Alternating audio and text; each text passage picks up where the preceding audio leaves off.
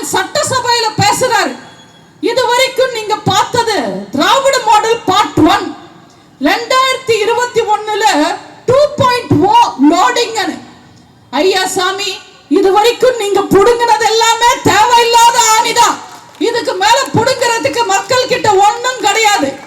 2026ல உண்மையிலேயே உங்களுக்கு தெரிஞ்சிடும் உங்க கட்சி லோடிங்கா இல்ல ஊரை விட்டே ஓடிங்கான்னு. 10 மாசம் இந்தியன்னா அதுல ஹிந்திக்காரங்க, குஜராத்தி, பெங்காலி, மராட்டி, மலையாளி, தெலுங்கு, கன்னடான்னு எல்லா ஊர்க்காரங்களும் அடக்கம். சென்னை அண்ணா, சென்னைக்கார அண்ணா அதுல திருச்சிக்கார, தூத்துக்குடிக்கார, கும்பகோணம்கார, கடலூர்கார, கோயம்புத்தூர்காரன்னு எல்லா ஊர் மக்களும் அடக்கும். ஏன்னா சென்னை வந்தாரை வாழ வைக்கும் பூமி. உழைப்ப நம்பி பொழைப்ப நம்பி சென்னைக்கு வந்தா ஒரு சோறாவது போட்டு காப்பாத்துற ஊரு இந்த சென்னை.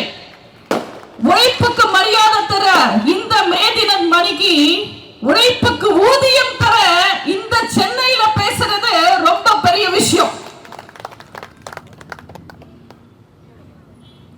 உழைப்புக்கு மரியாதை தந்து இன்னைக்கு இங்க இந்த உழைப்பாளர் கூட்டத்துல பேசுறது நினைச்சா ரொம்ப பெருமையா இருக்கு. உழைப்பாளர்களுக்கு நம்ம தலைவர்கள் அவ்வளவு மரியாதை கொடுத்திருக்காங்க. கடமைக்கு வேலை செய்யறவங்க ஜெயிக்க மாட்டாங்க, கடமைய செய்யறவங்க தோக்க மாட்டாங்கன்னு உழைப்பாளர்களுக்கு லெனின் சொல்லியிருப்பாரு. அது உழைப்பாளர்களுக்கு மட்டும் இல்ல, அண்ணா திமுக தொண்டர்களுக்கும் பொருந்தும். உழைப்பாளர்களை மதிக்கிற ஒரே கட்சி அனைத்து இந்திய அண்ணா திராவிட முன்னேற்ற கழகம். உழைச்சா உயர்வு உண்டுன்னு நிரூபிச்ச ஒரே கட்சி அனைத்து இந்திய அண்ணா திராவிட முன்னேற்ற கழகம். இங்க வாரிசு சீட்ல மாறனுக்கோ பேரனுக்கோ மகனுக்கோ மருமகனுக்கோ பட்டம் கட்டி அழகு பார்க்கிற திமுக இல்ல. இது அடிமட்ட தொண்டனும் தலைவரா வரலான்னு நிரூபிச்சு காட்ட ஒரு இயக்கம் அனைத்து இந்திய அண்ணா திராவிட முன்னேற்ற கழகம். உழைப்பாளர்களுக்கு மரியாதை தெரிஞ்சவங்க நாங்க அதிமுக. ஏன்னா அதிமுக உழைக்கிறவங்களை பொழைக்க வைக்கும், திமுக உழைக்கிறவனை வச்சு பொழைக்கும். ரெண்டுத்துக்கும் வித்தியாசம் இருக்கு. திமுக காரங்க உழைக்கிறவங்களுக்கு என்ன செஞ்சிருக்காங்க? திமுக குனிஞ்சு கொம்புடு போட்டு கொத்தடிமை வேலை பார்த்தா போதும். அண்ணா திமுக வேர்வையை சிந்தணும், விசுவாசத்துல முந்தணும். அப்பதான் பொறுப்பு தேடி வரும், மதிப்பு நாடி வரும், பதவி ஓடி வரும். இதெல்லாம் நான் சும்மா சொல்லல, நம்ம அம்மாவே சொன்னது. உலகத்துல நீங்க நிறைய தலைவர்கள் சில எல்லாம் பார்த்திருப்பீங்க, ஆளாளுக்கு ஒரு போஸ்ல இருப்பாங்க. ஆனா உழைப்பாளர்கள் சிலையில மட்டும்தான் உழைப்பாளர்கள் உழைச்சுக்கிட்டே இருப்பாங்க. அவ்வளவு மதிப்பு மிக்க உழைப்பாளர்களை நம்ம கொண்டாடணும், மரியாதை தரணும், உசரத்துல உட்கார வைக்கணும். ஆனா இந்த திருட்ட திமுக உழைப்பாளர்களை எப்படி பார்க்கறாங்க? உழைப்பாளர்கள் எந்த ரூபத்துல இருந்தாலும் அவங்களை மிதிக்கிறான். தினம் தினம் அவங்களோட அடிப்படை உரிமைகளுக்கு போராட வைக்கிறான். மீனவனா இருந்தாலும் மிதிக்கிறார், விவசாயியா இருந்தாலும் மிதிக்கிறார், அரசு ஊழியரா இருந்தாலும் மிதிக்கிறார், டாக்டரா இருந்தாலும் மிதிக்கிறார், டீச்சரா இருந்தாலும் மிதிக்கிறார், போலீஸ்காரனா இருந்தாலும் மிதிக்கிறார், பூக்கற்றவனையும் மிதிக்கிறார். அவ்வளோ ஏன் மாற்றுத்திறனாளியா இருந்தாலும் அவங்களோட உழைப்புக்கு மரியாதை தராம அவங்கள மிதிக்கிறார், தினம் தினம் போராட வைக்கிறார்.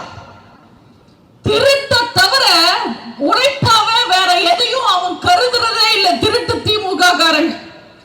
அப்படிப்பட்ட திமுக உங்களுக்கு தேவையா?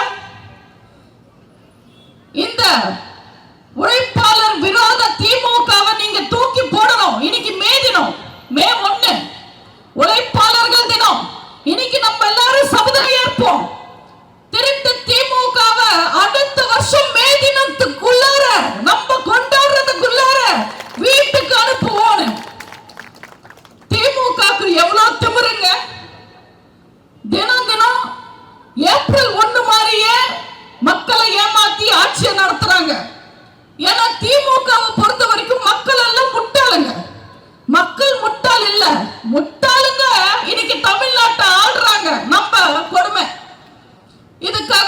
உங்களுக்கு ஒரு குட்டி கதை சொல்றேன். 2 எஜமான்கள் உட்கார்ந்து பேசுறாங்க. 2 முதலாளிங்க. என்கிட்ட வேலை பார்க்கறவங்க எல்லாம் சுத்த முட்டாளா இருக்காங்க. அவங்கள வச்சு என்னால வேலை பார்க்க முடியல, ரொம்ப கஷ்டப்படுறான்னு ஒருத்தர் புலம்புறாரு.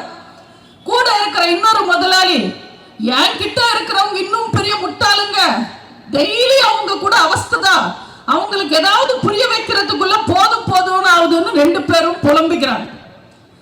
ஏய், உன் வேலைக்காரன் விட என் வேலைக்காரன் ரொம்ப முட்டாள், நான் வேணும்னு நிரூபிக்கட்டுமான்னு ஒரு முதலாளி அவர்கிட்ட வேலை பார்க்கிறவனை கூப்பிடுறாங்க. ஏய், இங்க வான்ற. அந்த தம்பியும் வந்து நிக்கிறாரு. பாக்கெட்ல இருந்து 10 ரூபாய் எடுத்து கொடுத்து, இதோ இந்த 10 ரூபாய் எடுத்துக்கிட்டு போய் பென்ஸ் கார் வாங்கிட்டு வான்ற. சரிங்க முதலாளின்னு அந்த தம்பியும் போயிடுறாரு. பாத்தியா, 10 ரூபாய் கொடுத்து பென்ஸ் கார் வாங்க சொன்னா உடனே கிளம்பிட்டா, எவ்வளவு பெரிய முட்டாளன்னு. இவனை வச்சுக்கிட்டு நான் எப்படி வேலை வாங்குறதுன்னு பக்கத்துல உட்கார்ந்து இருக்கிற முதலாளி, உனக்கு இவ்வளவுதானே, என் வேலைக்காரனை கூப்பிடுற, அவனோட அறிவு பாருன்னு டே தம்பி இங்க வான்னு கூப்பிடுவார். அவரோட வேலைக்காரன் வந்து நிப்பார். அந்த தம்பி கிட்ட, நீ ஓடி போய் நம்ம வீட்டுக்கு போ, என் பொண்டாட்டி இருக்கும், அவகிட்ட நான் வீட்டுல இருக்கேனா இல்லையான்னு கேளுன்னு. சரிங்க ஐயான்னு அவனும் கிளம்பிடுவாங்க. பாத்தியா, நானே அனுப்புறேன், நான் இருக்கேனான்னு கேட்க சொல்ற, சரின்னு கிளம்பிட்டா. இவனை விட பெரிய முட்டாள் யார் இருப்பாங்கன்னு இந்த 2 முதலாளிங்களும் புலம்புறாங்க. இப்ப கட் பண்ணா ஒரு டீ கடையில அந்த வேலை செய்யற தம்பிங்க 2 பேரும் உட்கார்ந்து பேசிக்கிட்டு இருக்காங்க. இப்ப அவங்க புலம்புறாங்க, என் முதலாளி எவ்வளவு முட்டாளு, இவரை நான் எப்படி சமாளிக்கிறது, எவனாவது 10 ரூபாய் கொடுத்து பென்ஸ் கார் வாங்க சொல்லுவாங்களா, இன்னைக்கு ஞாயிற்றுக்கிழமை ஷோரூம் மூடி இருக்கும், இந்த அறிவு கூட அவருக்கு இல்லன்னு அவன் புலம்புவான். அவன் பக்கத்துல இருக்கிறவன், மூணாவது பரவாயில்ல, ஏன் இன்னும் மோசம், என்ன ஓடி போய் வீட்டுல அவன் பொண்டாட்டி கிட்ட இருக்கானான்னு கேட்க சொல்றாரு. இவர் கையிலையும் போன் இருக்கு, அவர் கையில இருக்கு, ஒரு போன் போட வேண்டியது தானே புலம்புறாரு. இப்படி முதலாளிங்க வேலை செய்யறவங்களை பத்தி புலம்பி, வேலை செய்யறவங்க முதலாளி பத்தி புலம்பி அவங்க வாழ்க்கை அப்படியே ஓடுது. நான் யார சொல்றேன், முதல்வர், துணை முதல்வர், அவங்க கிட்ட இருக்கிற அமைச்சருங்க. இந்த லட்சணத்துல தான் இன்னைக்கு தமிழ்நாட்டுல அரசாங்கம் ஓடிக்கிட்டு இருக்கு. அவங்களுக்கு மக்கள் மேல எல்லாம் கவலை கிடையாது. அவங்க மக்கள் ஆட்சி எல்லாம் நடத்தல, ஒரு திருட்டு ஆட்சி தான் நடத்திக்கிட்டு இருக்காங்க. என்ன பண்றது, முக்கியமா மக்கள் மேல அக்கறை இருக்க வேண்டிய முதல்வருக்கே மக்கள் மேல அக்கறை இல்ல. பேய்கள் அரசாண்டா பிணம் தின்னும் சாத்திரங்கள்னு ஒரு பழமொழி இருக்கு. முதலமைச்சருக்கே மக்கள் மேல அக்கறை இல்லைன்னா அவர் கூட இருக்கிற அமைச்சருங்க எங்க மக்களை மதிக்க போறாங்க? நாங்க 1000 ரூபாய் கொடுத்தோம், நீயும் மேக்கப் போடலாம், உங்க ஆத்தாலும் மேக்கப் போடலாம்னு கிண்டல் பண்றாரு துரைமுருகன்.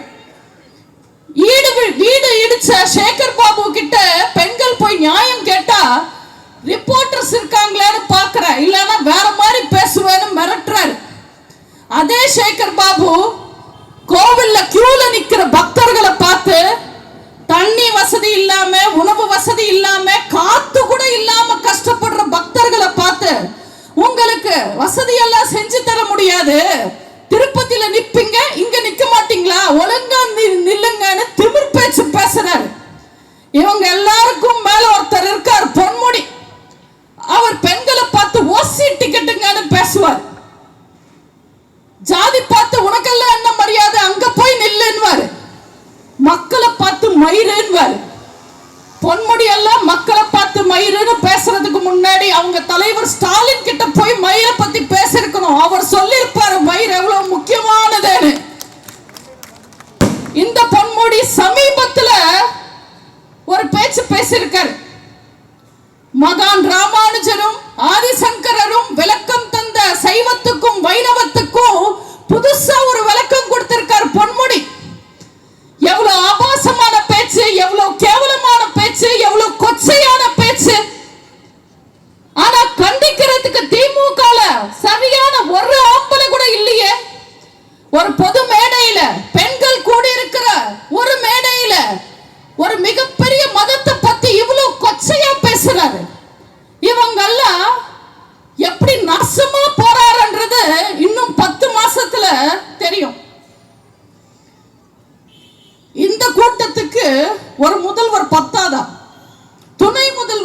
வேணுமாமா இவங்களுக்கு. அந்த துணை முதல்வர் உருவாக்குன கதை என்னன்னு உங்களுக்கு நான் சொல்றேன். பொதுவா ஒரு மேடையில ஒரு கதை தான் சொல்லுவேன். இன்னைக்கு மே தினம் ஸ்பெஷல் கூட்டம், அதனால உங்களுக்கு ரெண்டாவது கதை சொல்ல போறேன். ஒரு ஊர்ல ஒரு முதல்வர் இருந்தாராம். அவர் எப்படியோ கடைசி காலத்துல நம்ம முதல்வர் ஆயிட்டோம், ஆனா நம்ம பையன் என்ன ஆக போறானே தெரியலையே. விளையாட்டு பையனா இருக்கா, அவனை கிரிக்கெட் விளையாடுறதுக்கு அனுப்பலாமா, இல்ல மேக்கப் போட்டு நடிக்கிறதுக்கு அனுப்பலாமா, இல்ல பணம் கொடுத்து பிசினஸ் மேன் ஆக்கலாமான்னு ஒரே டென்ஷன் அந்த முதல்வருக்கு. நமக்கு அப்புறம் நம்ம மகனை எல்லாரும் கை விட்டுட்டாங்கன்னா எப்படி, மருமகன் மகனை காலி பண்ணிட்டா எப்படின்னு அந்த முதல்வருக்கு ஒரே கவலை. இப்போ அவர் கூட இருக்கிற ஒரு சீனியர் மினிஸ்டர் கூப்பிட்டு கேட்கிறாரு, அண்ணன் என் பையனை என்ன பண்ணணும்னு தெரியல, ஏதாவது ஒரு வழி சொல்லுனே, ஒரு ஐடியா சொல்லுனே, எந்த துறை அவனுக்கு கரெக்டா இருக்கும்னு கேட்பாரு. அந்த சீனியர் மினிஸ்டர், ஏப்பா இதுக்கு டென்ஷன் படுற, என்கிட்ட ஒரு சைக்கிராட்டிஸ்ட் இருக்கான், அந்த டாக்டர் கிட்ட போனோம்னா கரெக்டா சொல்லிடுவாரு. என் மகனை நான் இன்ஜினியரிங் சேர்க்கும் போது இப்படிதான் கன்ஃபியூஸ் ஆனேன், அவர்கிட்ட கூட்டிட்டு போனேன், எலக்ட்ரிக்கல்ல சேர்க்கிறதா மெக்கானிக்கல்ல சேர்க்கிறதா சிவில்ல சேர்க்கிறதான்னு. அவர் இதெல்லாம் ஒன்றும் பிரச்சனை இல்லைங்க, ஈஸியா கண்டுபிடிச்சிடலான்னு சொன்னாரு. அவர்கிட்ட இருக்கிற நர்ஸை கூப்பிட்டு, இங்க ஒரு பல்பும் வயிறும் வை, இங்க ஒரு சுத்தில் வை, இங்க ஒரு கெமிக்கல்ஸ் வை, அவர் எது பிடிக்கிறாரோ அந்த துறையை பார்த்துக்கலான்னு. அந்த பையன் டக்குன்னு சுத்தில் எடுத்துட்டான்ப்பா, இவன் சிவில் இன்ஜினியர்னு சொல்லிட்டான், எனக்கு ப்ராப்ளம் சால்வ் ஆயிடுச்சு, நான் உனக்கு அந்த சைக்கிராட்டிஸ்ட் நம்பர் தரேன், நீயும் அவங்க கிட்ட போய் கேளுன்னு. இப்போ முதல்வர் சைக்கிராட்டிஸ்ட் கிட்ட போறாரு. அந்த சைக்கிராட்டிஸ்ட் முதல்வரை பார்த்த உடனே, என்ன சார் என்ன பிரச்சனைன்னு, எனக்கு ஒன்றும் பிரச்சனை இல்லைங்க, கடைசி காலத்துல என்னோட ஆசைகள் எல்லாம் நிறைவேறிடுச்சு, என் கவலை எல்லாம் என் பையனை பத்தி, அவனை பிசினஸ் மேன் ஆக்கணுமா, ஆக்டர் ஆக்கணுமா, இல்ல கிரிக்கெட்டர் ஆக்கணுமான்னு யோசிக்கிறேன். ஒன்றும் பிரச்சனை இல்லைங்க, நான் சால்வ் பண்ணிடுறேன்னு சொல்லி அவங்க நர்ஸை கூப்பிட்டு ஒரு கிரிக்கெட் பேட் வைக்க சொல்லுவாரு, கட்டு கட்டா பணம் வைக்க சொல்லுவாரு, ஒரு மேக்கப் கிட்டே வைக்க சொல்லுவாரு. இந்த மூணுல எது எடுத்தா உங்க பையனுக்கு அந்த துறைன்னு வரும். அந்த பையன் டக்குன்னு அதெல்லாம் எடுத்து வைக்கிற நர்ஸை கண்டுபிடிச்சிடுவாரு. சரிப்பா, இவங்களை உங்க கட்சியில சேர்த்துக்கங்க, திமுக உறுப்பினர் அட்டை கொடுத்துடுங்க, வேணும்னா துணை முதல்வர் கூட ஆக்கிக்கங்க, எல்லா துறையிலையும் வேலை பார்ப்பாருன்னு சொன்னாங்க. இந்தியாவில் எத்தனையோ முதல்வர்கள் துணை முதல்வர்கள் இருக்காங்க, நான் அவங்க எல்லாரையும் அசிங்கப்படுத்தி கேவலப்படுத்தி பேசல, தமிழ்நாட்டில் நடக்கிற காட்சிகள் பத்தி மட்டும்தான் பேசுறேன். பால்டாயில் பாய் எல்லாம் துணை முதல்வர் ஆவாருன்னு நான் கனவுல கூட நினைக்கல. என்ன பண்றது, அவங்க பாரம்பரியம் அப்படி. அவங்க தாத்தா கருணாநிதி அவரோட மகன் அழகிரி சீட்டுக்காக லட்சக்கணக்கான தமிழர்கள் சாகும் போது கை கட்டி வேடிக்கை பார்த்தாரு. அதே வழியில அவரோட அப்பா ஸ்டாலின் இன்னைக்கு தமிழ்நாட்டில் ஒவ்வொரு நாளும் தினமும் தமிழக மக்கள் சாகும் போது கை கட்டி வேடிக்கை பார்க்கிறாரு. பதவிக்காக, பையனோட பணத்துக்காக, குடும்ப வருமானத்துக்காக. ஸ்டாலின் அவருக்கு அப்புறம் கட்சியை காப்பாத்துவாரு, குடும்பத்தை காப்பாத்துவாரு, சம்பாதிச்சிருக்கிற சொத்தை காப்பாத்துவாருன்னு நினைச்சு உதயநிதியை தலைவராக்கி இருக்காரு. ஆனா உதயநிதி தான் திமுகவோட கடைசி தலைவராக இருப்பார். ஒரு தலைவர்னா உண்மையை பேசணும், நேர்மையா மக்களை சந்திக்கணும், உண்மையை சொல்லி ஓட்டு வாங்கணும், ஜெயிக்கணும், அவங்க தான் தலைவர்களா நீடிக்க முடியும். ஆனா போன பிரச்சாரத்துல உதயநிதி என்ன பண்ணாரு, வாய்க்கு வந்த பொய்யெல்லாம் சொன்னாரு. நீட்டை ஒழிப்போம், அந்த ரகசியம் எங்களுக்கு மட்டும்தான் தெரியும்னு சொன்னார். நகைக்கடன் தள்ளுபடி செய்வோம், காதுல மூக்குல இருக்கிறது கூட கொண்டு போய் அடமானம் வச்சிருங்கன்னு சொன்னார். பெட்ரோல் எல்லாம் நாங்க கம்மி பண்ணிடுவோம் விலைய, நீங்க ஃபுல் டேங்க் எல்லாம் அடிச்சிடாதீங்கன்னு சொன்னார். சென்னையை நாங்க சிங்கப்பூர் ஆக்க போறோம், அதனால டிக்கெட் வாங்கி சிங்கப்பூருக்கு போகாதீங்கன்னு சொன்னார். நம்ம அண்ணன் சொன்ன மாதிரி கல்வி கடன் ரத்து, விவசாய கடன் ரத்து, திமுக ஆட்சிக்கு வந்தா காலை கடன் கூட ரத்துன்னு சொன்னாங்க. ஆனா ஏதாவது செஞ்சாங்களா? ஸ்டாலினும் உதயநிதியும் எத்தனை பொய், ஒன்னா ரெண்டா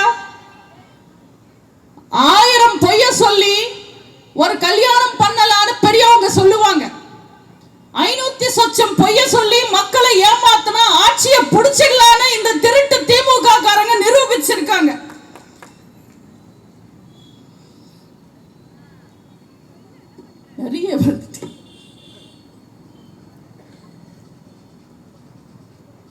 திருட்டு திமுக காரங்க போன தேர்தலில் கொடுத்த வாக்குறுதியில பாதி இல்ல, கால்வாசி கூட நிறைவேற்றல. ஏயா கொடுத்த வாக்குறுதி எல்லாம் நிறைவேற்றலன்னு கேட்டா அதான் பெண்களுக்கு 1000 ரூபாய் தரோம் இல்லைன்னு சொல்லி பொய் சொல்றான். அது மிகப்பெரிய பொய். எலெக்ஷன் நேரத்துல எல்லா பெண்களுக்கும் 1000 ரூபாய் தருவோம்னு சொல்லிட்டு எலெக்ஷன் முடிஞ்ச உடனே தகுதியான பெண்களுக்கு மட்டுமே, எது திமுக சான்றிதழ் தர தகுதியான பெண்களுக்கு மட்டுமே 1000 ரூபாய் தருவோம்னு சொல்றாங்க. உங்க மனைவிக்கு தகுதி இருக்குன்னு நீங்க சர்டிபிகேட் கொடுத்தா பத்தாது, ஸ்டாலின் அரசாங்கமும் சர்டிபிகேட் கொடுத்தாதான் 1000 ரூபாய். மக்களை ஏமாத்தி ஆட்சிக்கு வந்தாங்க. இப்படி பொய் பேசி ஆட்சிக்கு வர்ற திருட்டு மாடலுக்கு பேர் தான் திராவிட மாடலா? இலவசங்கள் சொல்லி தினம் தினம் மக்களை அசிங்கப்படுத்துறாங்க.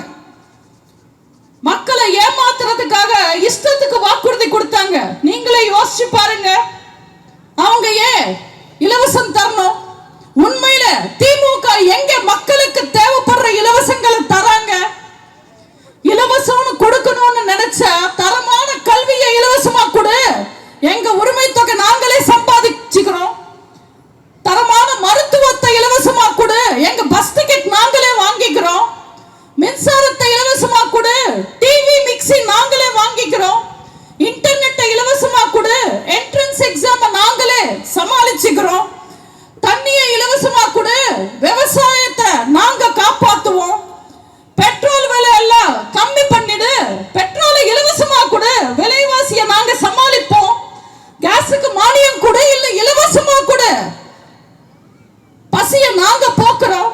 இப்படி மக்களுக்கு தேவைப்படுற எந்த இலவசங்களையும் கொடுக்காம, அவங்க தேவைகளை கண்டுக்காம, மக்கள் தினம் தினம் பயன்படுத்துற விஷயங்களை 10 மடங்கு உயர்த்திட்டு, விலையெல்லாம் உயர்த்திட்டு, நாங்க டிவி டிக்கெட் கொடுத்தோம் ஓசி டிக்கெட்டுங்கன்னு மக்களை கொச்சப்படுத்துறாங்க.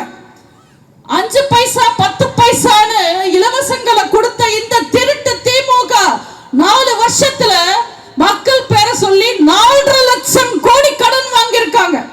எவ்வளோ? 4.5 லட்சம் கோடி. எனக்கு தெரியாம தான் கேட்கிறேன்னு. சாதாரணமா ஒரு ஸ்டேட் பேங்க், இந்தியன் பேங்க்குக்கு போய் நம்ம கடன் வாங்கினா, வீட்டு கடன் வாங்கினா அதை வாங்கிட்டு நம்ம கார் வாங்க முடியாது. கார் கடன் வாங்கினா அதை வச்சு வீடு கட்ட முடியாது. கல்வி கடன் வாங்கினா அதை வச்சு ஜாலியா கல்யாணம் பண்ண முடியாது. ஆனா எப்படின்னு இந்த திருட்டு திமுக காரன் மட்டும் நாட்டுக்குன்னு சொல்லி கடன் வாங்கி வீட்டுக்கு ஒதுக்குறா? பேங்க்காரன் அப்பாவியா இல்ல திமுக காரன் அடப்பாவியா? டவுட்டா இல்ல, திமுக காரன் தான் அடப்பாவி. இதெல்லாம் நான் ஏதோ சும்மா சொல்றேன்னு நினைக்காதீங்க, இது உண்மை. திமுக கடந்த 4 வருஷத்துல 5 லட்சம் கோடி கடன் வாங்கியிருக்காங்க. 5 லட்சம் கோடி. ஆனா மக்களுக்கு உருப்படுற மாதிரி 5 திட்டங்களை கொண்டு வந்திருக்காங்களா? சட்டசபை நடக்கும் போது பட்ஜெட் கூட்டத்தில் 5 லட்சம் கோடி கடன் வாங்கலையே. மக்களுக்கு என்னையா செஞ்சான்னு கேட்டா வருஷம் ஒரே பதில், நாங்க கூவத்தை தூர் வாடுறோம்ன்றாங்க. கடல்ல பேராக்கு சில வைக்கிறோம், பூங்கா கட்டுறோம், இதே பேச்சு தான் பேசுறாங்க. மக்களுக்கு பிரயோஜனமா ஒரு பேச்சு பேசுறது இல்ல. உண்மையில திமுக காரங்க என்ன செஞ்சாங்க? கருணாநிதி பேர்ல 4 பில்டிங் கட்டினாங்க, சாராயம் வித்து கல்லா கட்டினாங்க. மற்றபடி மக்களுக்கு என்ன செஞ்சிருக்காங்க? அதுலயும் திமுக காரங்களோட புத்தியை கொஞ்சம் கவனிச்சு பாருங்களேன். பார்க்குக்கு, பில்டிங்க்கு, லைப்ரரிக்கு, கல்யாண மண்டபத்துக்கு அவங்க அப்பா பேர் கருணாநிதி பேர் வைப்பாங்களாமா. ஆனா கழிப்பிடத்துக்கு மட்டும் அறிஞர் அண்ணா பேரும் கடமை வீரர் கக்கன் பேரும் வைப்பாங்களா? இந்த அசிங்கத்துக்கு பேரு திராவிட மாடல். இதெல்லாம் நான் எங்க போய் சொல்றது? உங்ககிட்ட தான் சொல்லுவேன். தினம் தினம் அசிங்கப்படுறாங்க இந்த திராவிட மாடல். உண்மையிலே இன்னைக்கு தமிழ்நாட்டில் ஸ்டாலினோட அரசாங்கம் விடியல் ஆட்சின்னு சொல்லிக்கிற இந்த அரசாங்கம், திருட்டு திமுக அரசாங்கம் நிலைமை என்னன்றது தினம் தினம்